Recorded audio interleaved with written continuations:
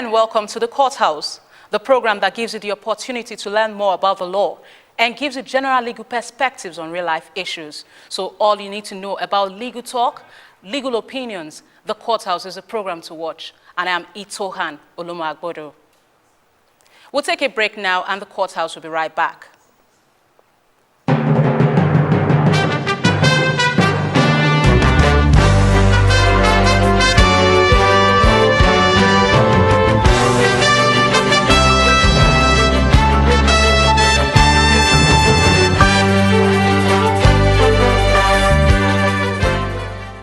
Olomu+ app is bigger and better. Watch all our shows with just a click. Let him have the right to decide what happens with your body. Watch inspiring, informative, and entertaining programs. You can comment, like, and share. Watch our live TV and web TV on your mobile devices. Watch the big stories in real time or when you have the time. Experience Olomu+ app right now. Download Olomu+ app on Android, iOS, and BlackBerry. Go to Google Play Store, Apple App Store, or Windows Phone Store. Welcome to the bigger picture. Olomu+, beyond television.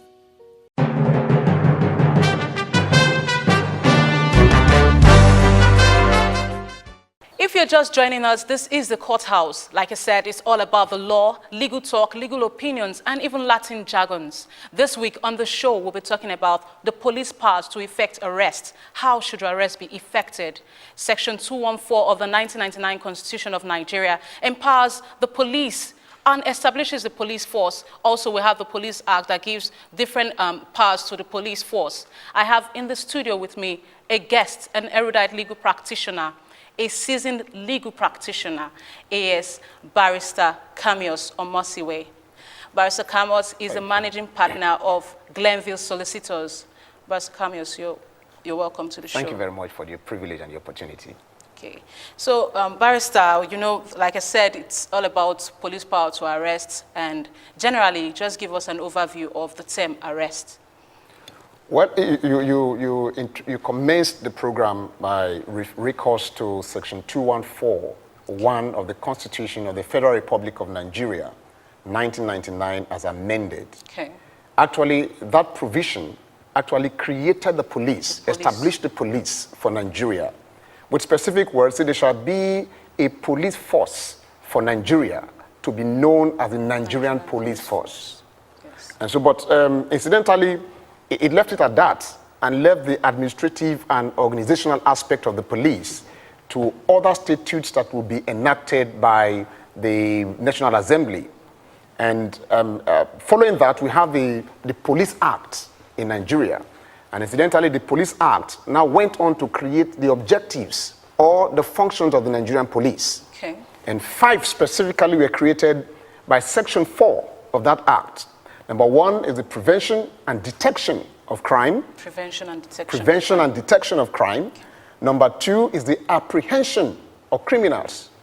And number 3 is the preservation of law and order. And number 4 is the protection of lives and properties. Okay. And then number 5 is to obey or to enforce other laws and regulations as may be enacted by any other arms or legislative arms. Okay. Now, in giving effect to these objectives, there's the need for police to effect arrest as part of it. All right. So logically, arrest is contingent upon the function of the police. So it's contingent. Yes, like it's contingent upon the functions of the police. In order to give effect to the functions of the police, they need to effect arrest in certain situations, which we're going to be looking at, today. And the term arrest is actually described or defined by the Black's Law Dictionary, the 6th edition. You find that in page 109, as to deprive a person of his personal liberty. Okay. Right? Based on legal authority.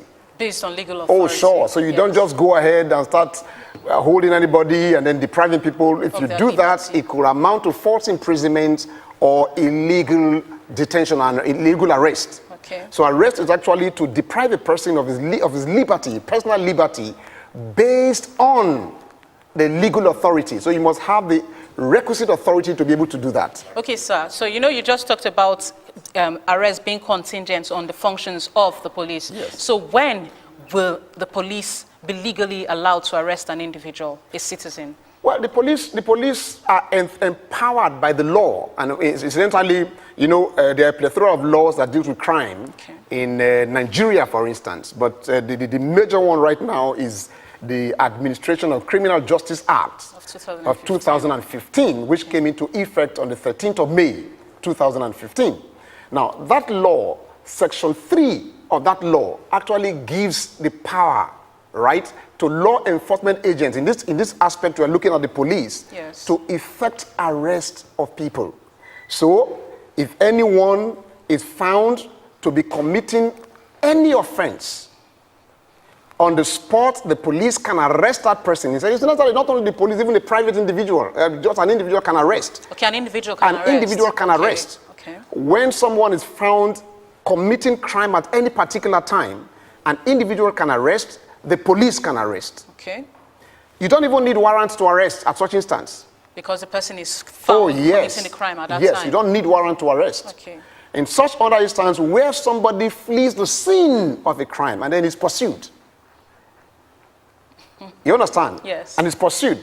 The police can arrest that person at that particular point, even without warrants. So you've given us 2 instances now where the police can arrest without warrants. Yes. Okay. Or are there other instances? When someone escapes from detention, okay, he can be arrested. Where someone is found with a tool or an equipment or an implement that is reasonably believed to have been used to commit a crime, okay, he can be arrested. When someone is found to be in possession or custody of a stolen item, he can be arrested. When someone is reasonably believed, we use the word reasonably. Yes. When someone is reasonably, believed to have committed an offense. Okay. Of course, in such situations, it could be upon a complaint by a private individual who lodges a complaint in a police station that somebody has committed an offense. Then, of course, if there's reasonable suspicion to believe that the person has committed the offense, the police would arrest him. Wow, interesting. So now, you've talked about where the police can arrest without a warrant. When should the police arrest with a warrant? The last one I said right now, the police will need a warrant to arrest the person. That's on reasonable suspicion of yes. Okay. And of course, the warrant is an instrument given by a court, mostly the magistrate court, by a court, right, to restrain somebody and to bring the person, to produce the person to answer to a criminal charge before the magistrate. All right. All right. Yes. So normally, a warrant is issued. Okay. Yes, to be able to effect arrest. And the whole essence of this is, so they don't allow the discretion of the police in issues of arrest to run wild, and then they can abuse that privilege. So there are checks and balances in everything that we do. So a warrant is given in certain circumstances to enable the police to effect arrest.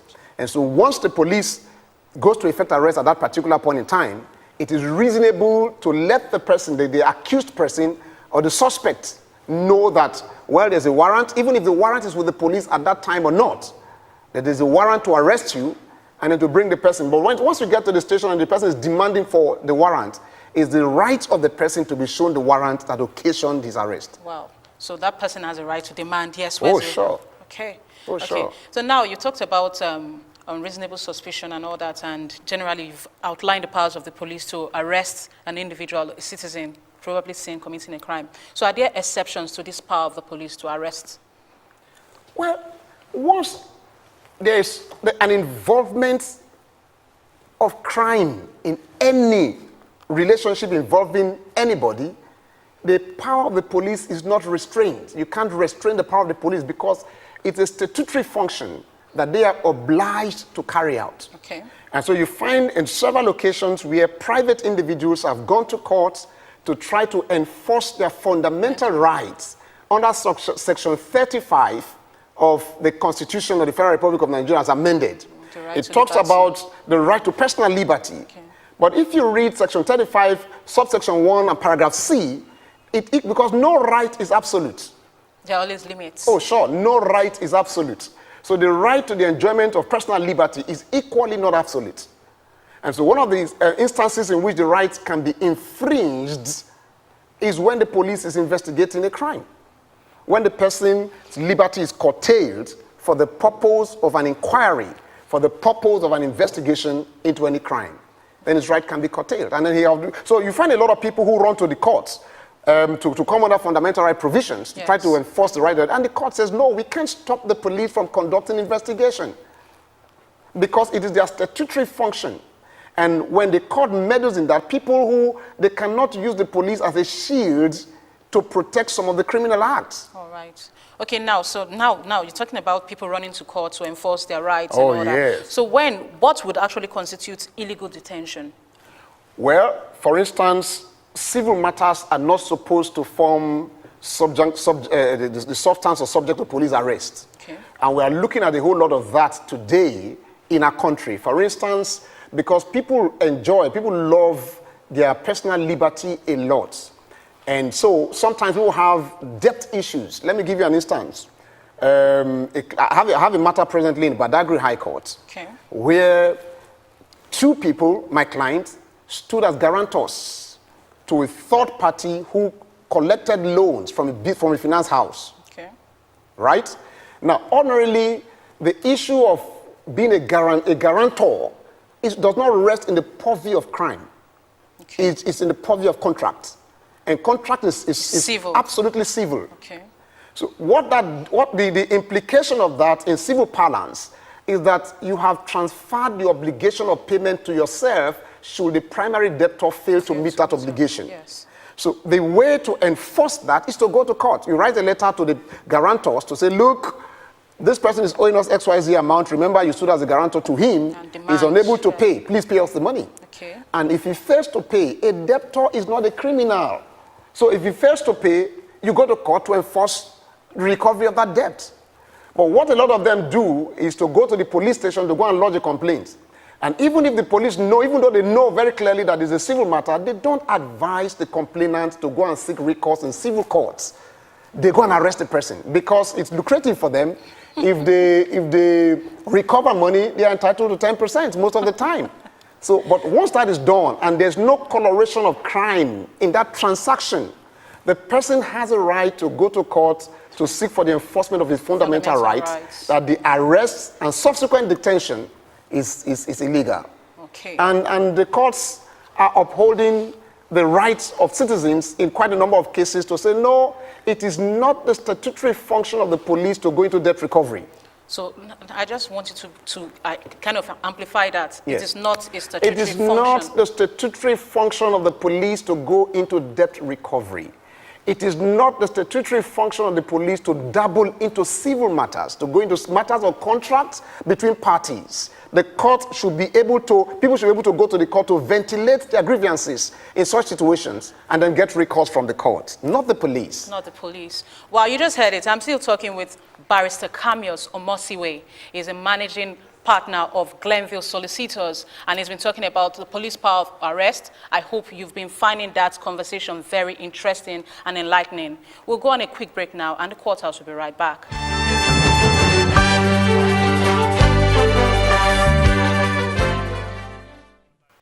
Typical duties of the police officer relate to keeping the peace, law enforcement, protection of people and property, and the investigation of crimes. Officers are expected to respond to a variety of situations that may arise while they are on duty.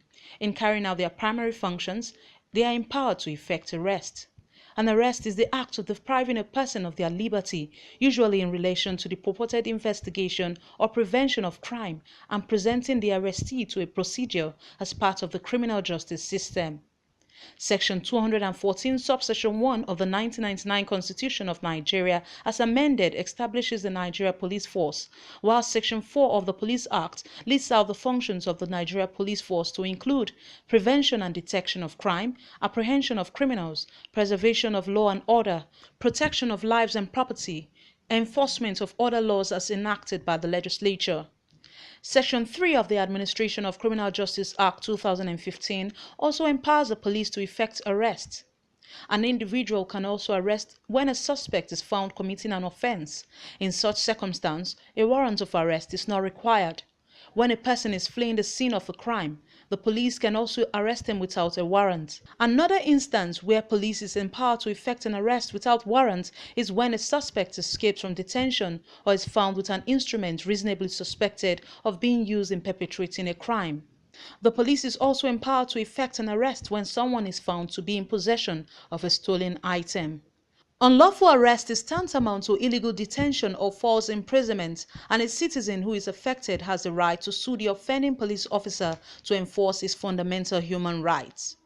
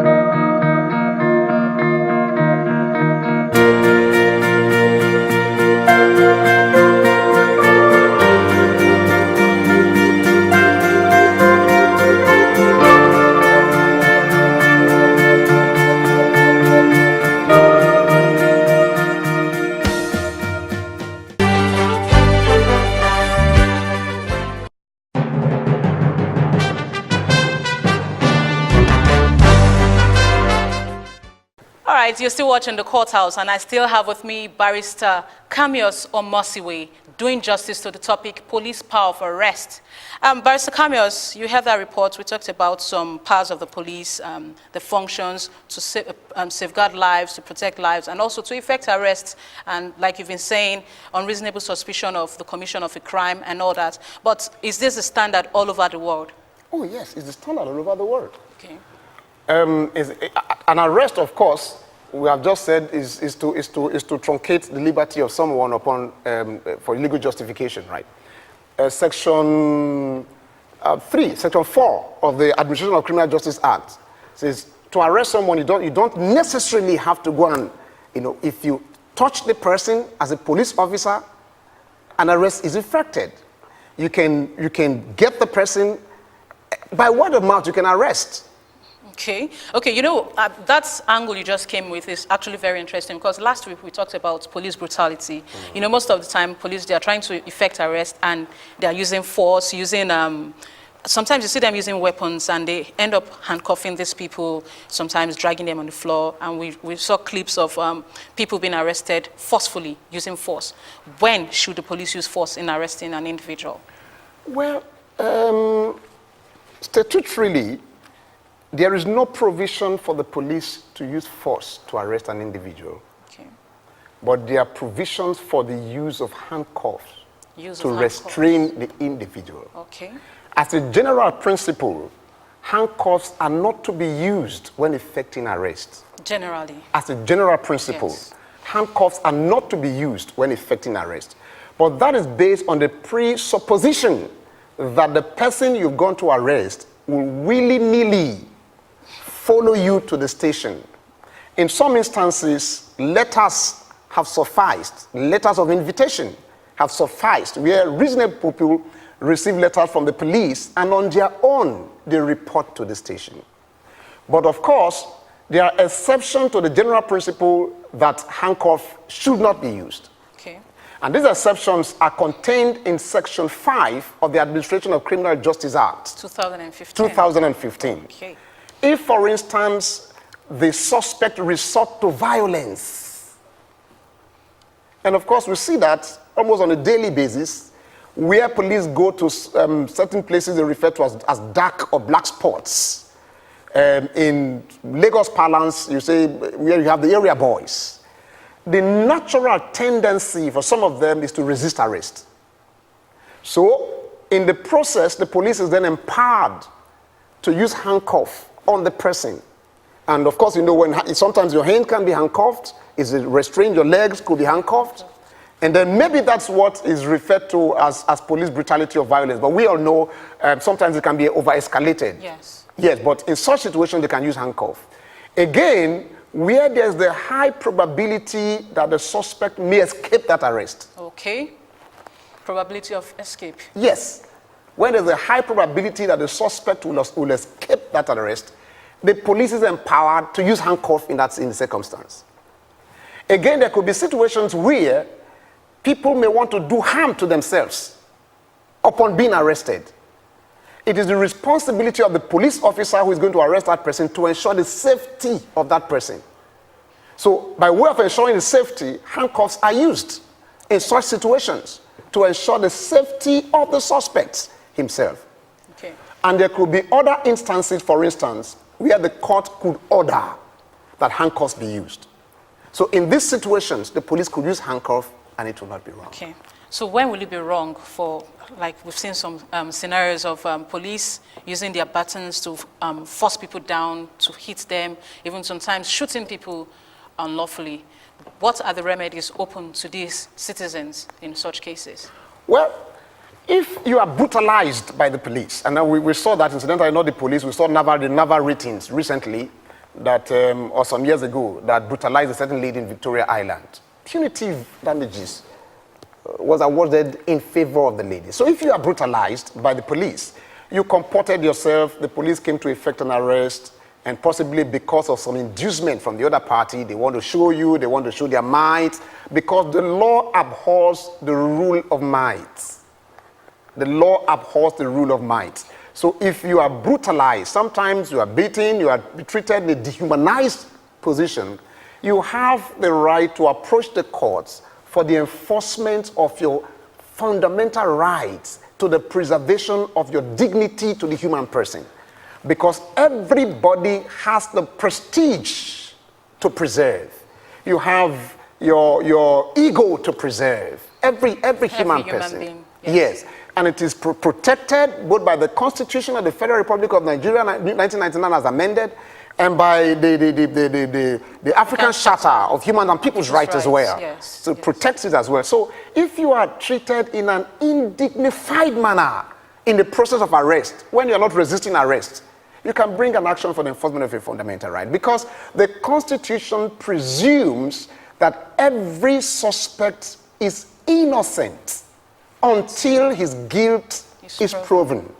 And the police cannot be the ones to determine the guilt of any suspect. It's the court. Yeah, thank you very much. You know, I like when you said the law abhors everything that has to do with might. And yes.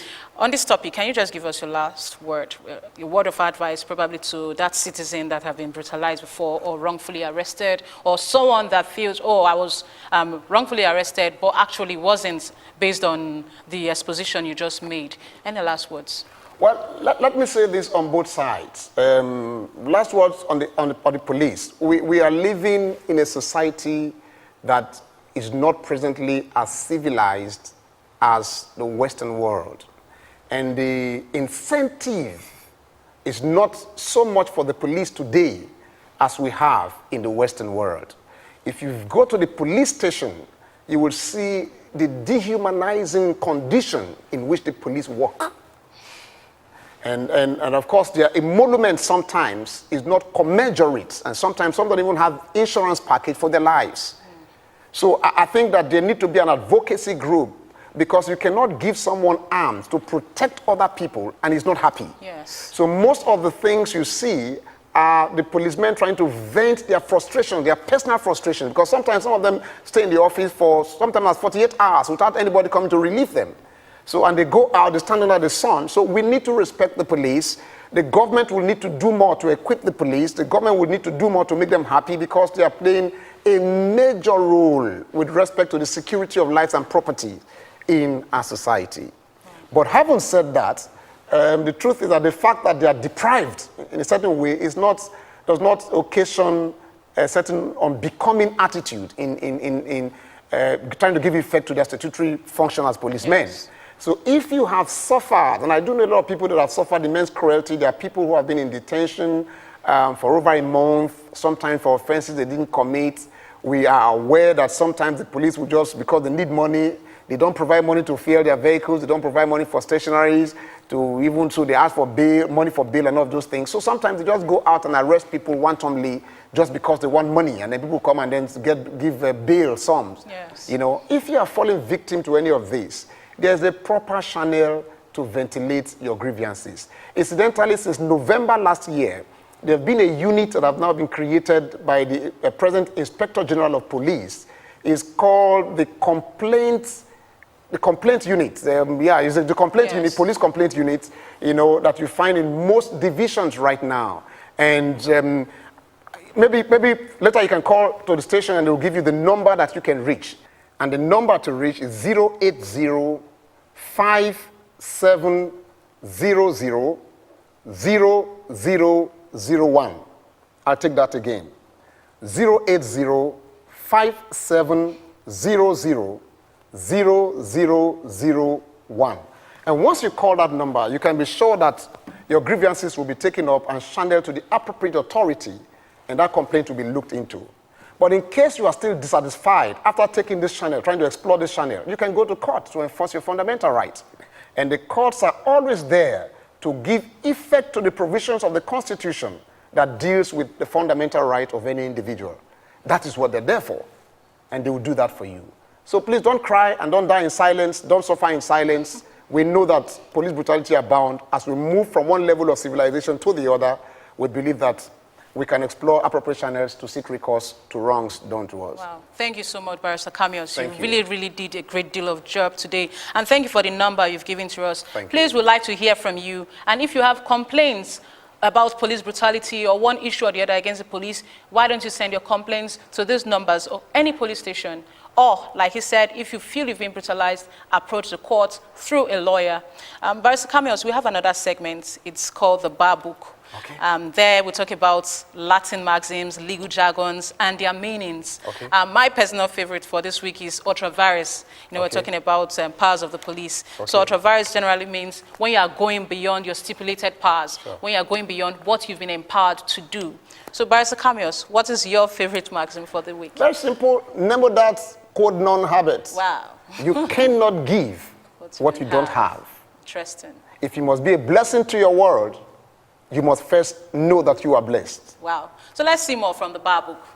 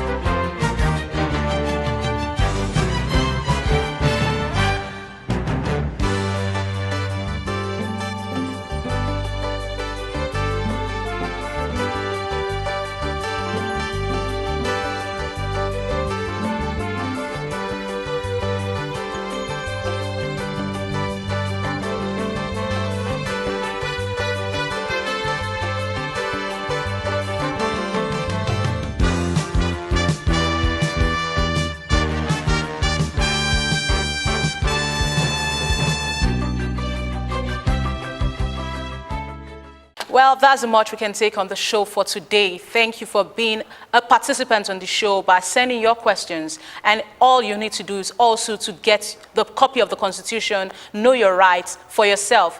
And I've had Barrister Kamios with me in the studio. Barrister Kamios, thank you so much. Thank you. Yes, thank you so much. Thank you. And if you have questions, like I said earlier, you could send your questions to the numbers that will be showing on your screen. You could also log on to www.loveapplause.org. You can also join us on UCOS or send your comments to the King's Chat. We have Love Applause super user on the King's Chat. Thank you for joining me. And I say, don't just get mad, go get a lawyer. I remain Itohan Olomu-Agbodo. Bye for now.